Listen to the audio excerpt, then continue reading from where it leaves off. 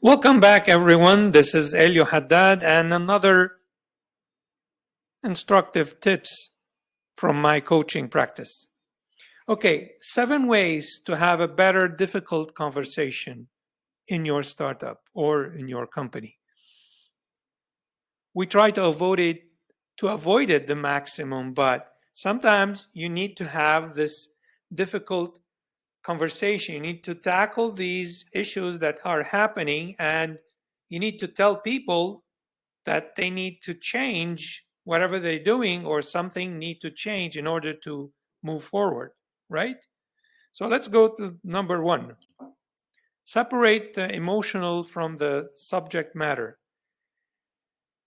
Before you go to the conversation, sit down, write down what's going on, what is wrong, not what you're feeling, what it takes you to, what you think it's going to happen. Nothing. Just write down what is happening and what is needed to be done, or what do you want to ask the person to do, or ask them how can they think about it and do it in a different way. So be very objective. Another thing is, don't let the ego come in the middle and destroy things. In this exact tip, the ego tries to protect us and ends up putting things in the middle and destroying whatever constructive talk we're trying to do. So see where are you coming from and try to avoid that the ego destroys the objectivity of what you want to talk. Have a precise, predefined outcome from the conversation, right?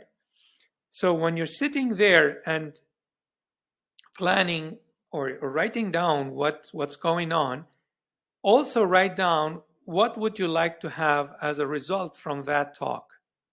It's part of the book of The 7 Habits of Very Effective People by Stephen Covey. Have the end result in mind. Just define what, or at least what you think needs to have as a result from that talk, or the outcome that you want from that person in that exact matter. Number 3, ask before you talk. You don't know at first. Listen more than you talk. So let me explain. Start by asking questions, right? Act as if you don't know what's happening, or you don't know the other person's point of view. You don't know what's happening with them. You don't know what's going on in their mind. So start asking questions, try to clarify the situation more and more, and listen, right? Sit down. Instead of listening to and preparing to attack again, sit down, listen, and even write down to really capture what the person is saying, because sometimes we can be very blinded and not hearing what the person's point is. And it's very important to put ourselves in other person's shoes to understand if there's really a problem that they're not being able to solve, and how you can help them, right? So listen more than you talk, and ask questions. Let them explain it again, right? Number 4, acknowledge your responsibility first. You are part of the issue, not above it. A very good way to gain empathy with people, with partners, with employees, with associates, start by putting yourself on the same level and carrying a little bit of the responsibility. You're part of the company, you're part of the team. So start by talking about your part and assuming and being clear and humble about your situation and your position. This way, it opens up a much better communication, right?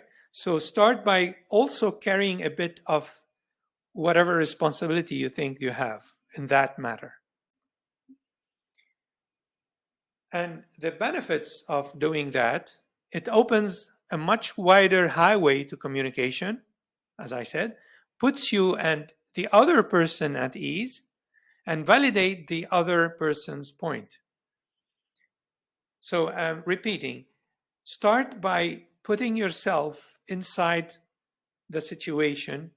Start by assuming your responsibility, your part of the responsibility related to whatever's going on, and let the communication be much better, much wider. Right? Let's go to the next one. Don't avoid the problem. Number 5, don't avoid the problem. Move through the conflict. It's very important not to try to make the words sweeter, like this is yeah, it's right not to go very aggressive, but you need to address exactly what's happening. Not your opinion, not what you're feeling, but what's happening. We need to reach these numbers, or this is going on this department.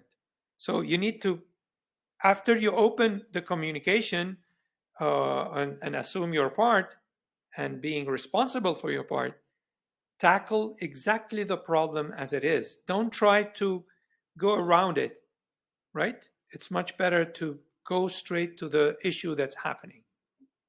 Number 6, say and repeat the best outcome. Right.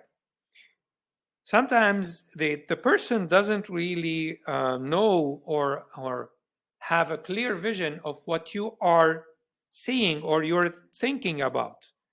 And it's very important to mention, like, how about we have this and this result? I'm thinking of having these numbers happening next week or whatever it is. Just say what are your expectations. Say it, and even repeat it. What do you think about this, and that? Let me tell you something. Did you know that most salespeople, they don't do the sale because they don't say, so would you like to buy this?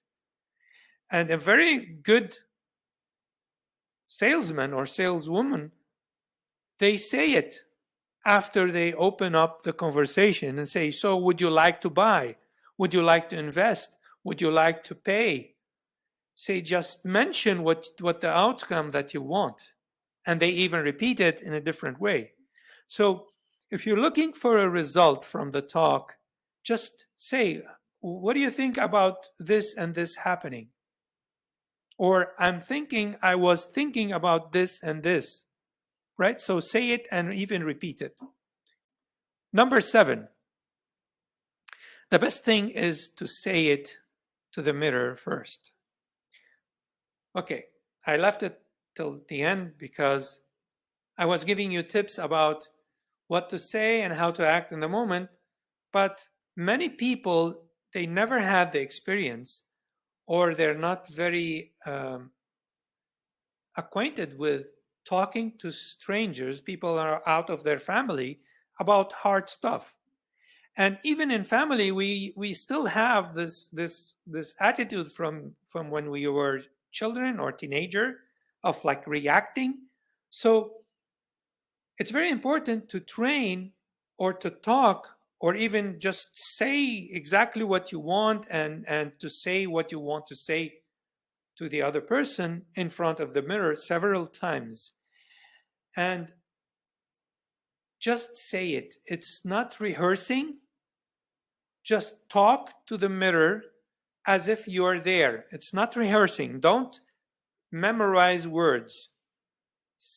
Use the prompt to talk and be there, because you need to tackle and to get in with ease, you know, to get more comfortable with your feeling, saying these words and talking to strangers. So if you're in front of the mirror and talking about these things and you've never done that before, it's much better if before you go and do it with your team and the people in the company, do it on the mirror.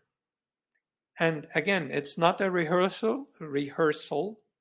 It is doing it as if there's another person in front of you.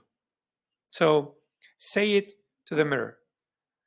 And this concludes these 7 tips. Look, don't say we're very good friends and we don't have difficult talks at our company. Let me tell you, every single company goes through that.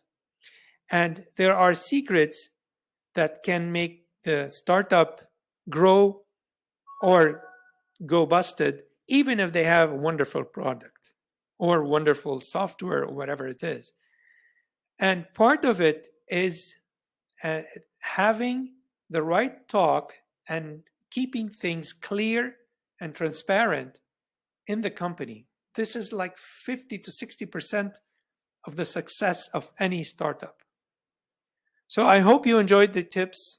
If you have any more questions, please send me comments, contact me. I'll be happy to answer. See you in the other video. Thank you.